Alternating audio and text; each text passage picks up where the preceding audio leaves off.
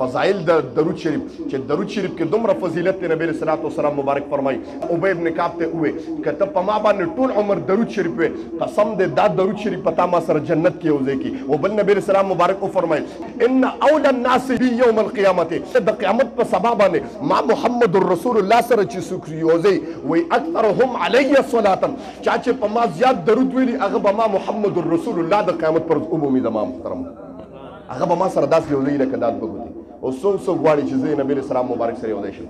څوک غواړي موږ ټول غواړو کنه چې موږ ته نبی اسلام مبارک ملو شو خو جنت ملو شي کنه چې نبی اسلام ملو شو لکه چې د جنت چابي او ټیکټ ملو شو زما محترم دا یاد ساته نو په دنیا کې هغه سړي نبی اسلام ما باندې درود وایا د هغه وجه دا چې نبی اسلام مبارک باندې با زما رب درود وای نو ته تعالی څه چلې چې الله یو ذکر کوي قران کې الله فرمایي ورفعنا لك ذکرک او زمونږ د اکابر علماء دیوبند فرمایي تاسو ته یو ناشنا خبره کوم که یو انسان کینی او د نبی اسلام مبارک زلف ته توجه شه که د نبی اسلام مبارک یو زلف مبارک په هغه په صفت باندې گویا لیکل شروع کی الله د ومزم کې نواله توروم اسمانه پورې دا ټول دنیا ورته صفحې کې پانی شي یاد ساته او دا ټول ونه ورته الله قلمونه کې دا ټول بحرونه سمندرونه دا سیانې کې توجه کوي زما محترمو او دا جنات انسانان او دا پرختی کینی او د نبی اسلام د یو زلف تعریف کی قسم دې د زندګۍ به ختم شي قلمونه به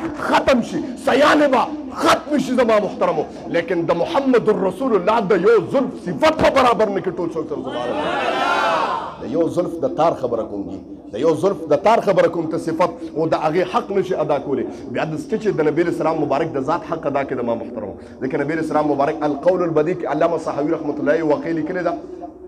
یو کس هغه به دا خبره کوله چې درود شریف کې ډېر د مشکلاتو حل دی درود شریف کې ډېر د مشکلاتو حل دی توجه کوئ نو خوا کې ورسره یو یهودي هغه د دې نه تنګ و چې دا دې څه په قهر اورېدلی دی درود شریف کې چې څه خبره هم کوله دا به ورپسې وایي درود شریف کې ډېر د مشکلاتو حل دی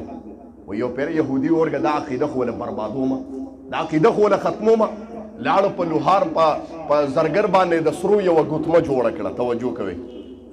او ورته یې داسې ګوتمه جوړه کړه چې هغه ته دوباره جوړه نه کړی شي قیمت چې څومره وی وایه در کوم هغه یو ټاپه جوړه کړه او هغه ټاپه باندې یو ګوتمه جوړه کړه هغه ټاپه وغورځوله دا یهودي راغی د مسلمان ته وایي چې دا زما امانت تا سره کېده زه چېرته په سفر ځم توجه کوئ وایي هغه مسلمان هغه ګوتمه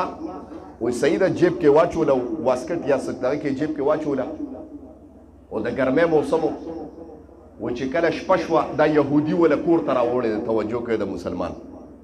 او هغه ګوتمې د هغه د جیب نه ویسته او لاړه د بحر د شپې د سمندر منځ ته وویشته اوس توجه کوئ زمونږ هم داسې عقیده په کار ده ښه وی دې لاړه ډېره موده پس دا سړی واپس راغی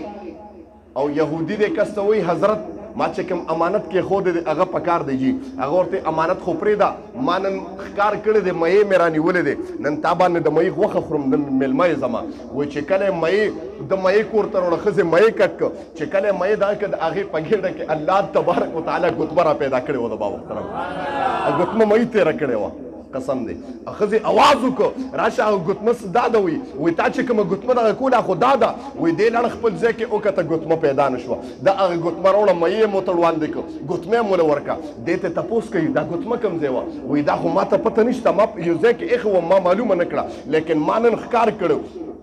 ما مې ښکار کړو چې کله ما مې کولو کو الله تبارک وتعالی هغه ګوتمه په هغه کې راویسته ځکه ما یو خبره کوله چې درود شریف د هر مشکلاتو حل دی الله تبارک وتعالی زه تا ته دغه نه کړم وایي دا یهودي جړل دی وجړل ډېرې وجړل د کلارو تا باندې څه چل شوی دی وایي قسم دی وایي دا ګوتمه ما ستا نه د شپې پټه کړې وه ستا په کور راوړېدلې دا ګوتمه ما بحر ته ویشتې وه ما وایي چې ستا عقیده په دې باندې خرابه شي چې په درود شریف کې ډېر فضایل دي د درود شریف وردو کې ډېر فضیلت دی دا د هر مشکل حل دی ما وایي چې تا نه د عقیده برباده کړم وایي قسم دی چې ما دا کار وکړه ما ته کلمه ووایه یهودي غسل وکړو دا کلمه ووایي چې اشهد ان لا اله الا الله واشهد ان محمدا عبده ورسوله الله تبارک وتعالی یهودي مسلمان کې ټول څوک سره سبحان الله درود شریف فضایلو کې برکت دی کنه خو عقیده په کار ده چې درود شریف څومره وی د ما محترمو دومره تا ته د نبی اسلام مبارک قرب حاصلېږي چې څومره د درود شریف ډېر وی دونه تا ته د نبی اسلام مبارک زیارت نصیب کېږي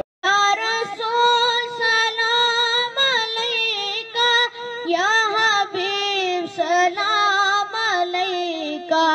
सलवात